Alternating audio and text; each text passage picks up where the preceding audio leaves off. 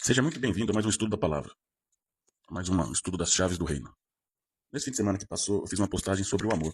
Eu trouxe na postagem a primeira carta a Coríntios, capítulo 13, do verso 4 ao 6, onde diz: O amor é paciente, o amor é bondoso, não inveja, não se vangloria, não se orgulha, não maltrata, não procura seus interesses, não se ira facilmente, não guarda rancor. O amor não se alegra com injustiça, mas se alegra com a verdade. Tudo sofre, tudo crê, tudo espera, tudo suporta. Essa passagem é muito bonita, né? Sempre que eu leio esse versículo, isso mexe um pouco comigo. É, Paulo, na primeira carta aos Coríntios, fala de amor. Ele vem mostrar o verdadeiro amor.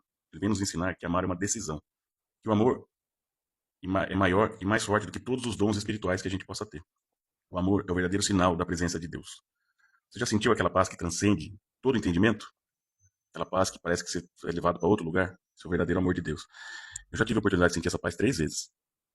A primeira vez que eu senti, eu nem sabia o que era isso. Não tinha a menor ideia. Em 2002, a minha mãe teve um problema muito sério de saúde, teve um aneurisma cerebral e foi levada para São Paulo nas pressas, enfim. Tudo que aconteceu com ela, depois que o médico fez a cirurgia e terminou, ele foi falar pro meu pai que meu pai tinha que agradecer, na verdade, ao papai do céu, ao cara lá em cima. Que o médico disse que ele não fez nada, que ele só abriu a cabeça da minha mãe, clipou lá, um procedimento simples, mas que quando ele abriu, tudo já estava praticamente remediado, porque Deus já tinha feito a, a obra. Por que eu tô falando isso? Porque quando eles saíram às pressas, eu fiquei aqui, eu era mais novo, e eles saíram de madrugada, numa UTI móvel, e eu me lembro que antes de deitar, eu acendi uma vela, fiz uma oração para Deus, sem saber o que eu estava fazendo, mas pedindo que ele guardasse a minha mãe, que ele guardasse a vida dela e que fizesse o que fosse melhor para ela, mas pedi para que ele a salvasse. E no outro dia pela manhã eu acordei e fui abrir a janela do meu quarto, um costume que eu não tenho, até hoje eu não tenho esse costume. E aquele dia eu levantei, a primeira coisa que eu fiz foi abrir a janela do meu quarto e tava um céu maravilhoso, um sol, aquele céu azul, sem nenhuma nuvem. E quando eu olhei para aquilo eu senti uma paz tão grande, uma coisa eu tenho essa sensação comigo até hoje. E me veio um pensamento que hoje eu sei que era Deus falando comigo, dizendo assim, vai ficar tudo bem, a sua mãe vai se recuperar.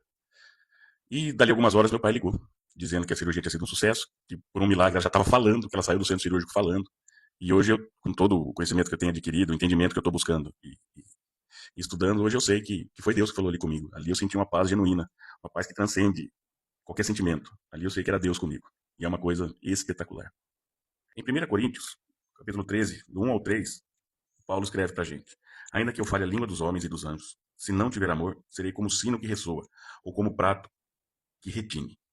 E aqui, o que quer dizer com sino que ressoa um prato que retine? Se a gente levar para a época em que isso foi escrito, ele está falando que os sinos e pratos de bronze, naquela época essas coisas eram feitas de bronze. E quando são batidos uns nos outros, eles emitem um som metálico muito desagradável. Ou seja, ainda que eu fale a língua dos homens e dos anjos, se eu não tiver amor, seria como um sino que emite um som desagradável ou um prato que emite um som metálico. Ainda que eu tenha o dom da profecia, saiba todos os mistérios e todo o conhecimento, e tenha uma fé capaz de mover montanhas, se eu não tiver amor, nada serei. Ainda que eu dê aos pobres tudo o que eu possuo, entregue o meu corpo para ser queimado, se não tiver amor, nada disso me valerá. É muito forte, é muito marcante. Se a gente não tivesse amor, se a gente não tivesse amor de Deus, e esse amor por Deus, esse temor ao Senhor, o temor não tem nada a ver com medo, tem a ver com extremo respeito, com extremo amor, nada disso vale. Todo o capítulo fala sobre a natureza e a eternidade do amor, sobre de onde vem o amor, o que é o amor, toda a eternidade, todo o poder do amor. Paulo escreve essa carta para a igreja de Coríntios cerca de 55 depois de Cristo, para alertá-los sobre a falta de amor deles. Sobrava espiritualidade na igreja e dons, mas faltava amor e unidade entre eles. Então Paulo faz essa carta para mostrar para eles o que era o amor e para mostrar para nós, né? É muito atual, serve muito para a gente. Se a gente pegar algumas palavras-chave aqui e levar para o grego original, a palavra amor em grego é agape. É um amor sacrificial, incondicional, que busca o bem do outro sem interesse próprio. Agape é o amor que nasce de Deus, não da emoção humana. Nada serei em grego é outem eimi, não sei pronunciar, que significa eu não existo como propósito. Sem amor, a existência perde todo sentido. Então, se a gente trouxer para o versículo, ainda que eu fale a língua dos homens e dos anjos, se não buscar o bem do outro sem interesse próprio, se não tiver amor, serei como sino que ressoa ou como prato que retine. Ainda que eu tenha o dom da profecia, saiba todos os mistérios e todo o conhecimento, e tenha uma fé capaz de mover montanhas, se não buscar o bem do outro sem interesse próprio. Sem amor, a existência perde o sentido. Tudo que Paulo vem nos ensinar sobre amor, vemos também em Gálatas, capítulo 5, 22 e 23. Então, quando Paulo traz tudo isso de amor para a gente, ele também traz isso em Gálatas, quando ele fala do fruto do Espírito. O fruto do Espírito é amor, alegria, paciência, amabilidade, bondade, fidelidade, mansidão e domínio próprio. Então, quando ele diz o amor é paciente e bondoso, não inveja, não se vangloria e nem se orgulha. Aqui está dizendo sobre domínio próprio, que ele é paciente e bondoso. Não inveja, não se vangloria e não se orgulha. Quem não consegue não invejar ninguém, nem se vangloriar e nem se orgulhar, é uma pessoa que tem domínio próprio e tem esse fruto do Espírito. Não maltrata, não é interesseiro, não se ira e não guarda rancor. Aqui está falando dos frutos: amor, amabilidade, bondade, mansidão e, novamente, domínio próprio. Quantas pessoas rancorosas nós conhecemos? Aquelas que não conseguem perdoar, você não consegue esquecer. Ela fica carregando, e fica carregando o outro nas costas. E perdão é uma decisão. Diferente do que muita gente pensa, a gente decide perdoar. Quando a gente perdoa, não quer dizer que a gente é obrigado a ter um relacionamento de novo com aquela pessoa que a gente está perdoando. Não.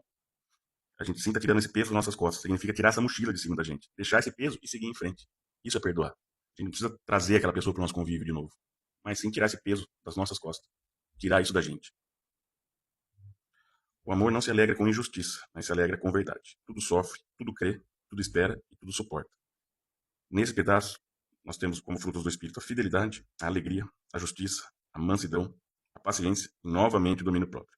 O tempo todo, Paulo traz para a gente o tamanho da força do amor. Ele nos ensina que amar como Cristo nos amou não é sobre sentimento. E aqui volta o que eu disse no post. É uma decisão.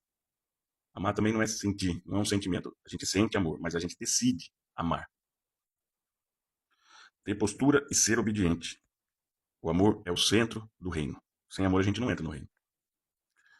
Sem amor, a gente pode ter dons, pode ter fé, pode ter sacrifício, mas tudo isso perde valor se a gente não tiver amor.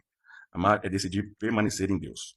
Quando fazemos isso, quando a gente decide amar, a gente permanece. Quando a gente permanece, a gente vence. E quando a gente vence, a gente reflete o próprio Cristo. E Cristo nos amou. A única coisa que ele fez, a passagem dele foi nos amar acima de tudo. Ele morreu por nós. Isso é muito forte, o significado do amor é muito gigante. Amor não é só uma palavra rasa de 4 letras. Amor é muito forte. E com amor a gente pode tudo. A gente conquista tudo. Eu decido amar. E você? Você decide amar? O que você quer fazer com isso? Sintam-se muito amados por mim. Eu me sinto muito amado por vocês. Que vocês sejam sal e luz por onde vocês passarem. Vocês reflitam sobre o amor e vocês tragam amor para a sua vida. Um grande abraço, fiquem com Deus e vai cuidar da sua vida.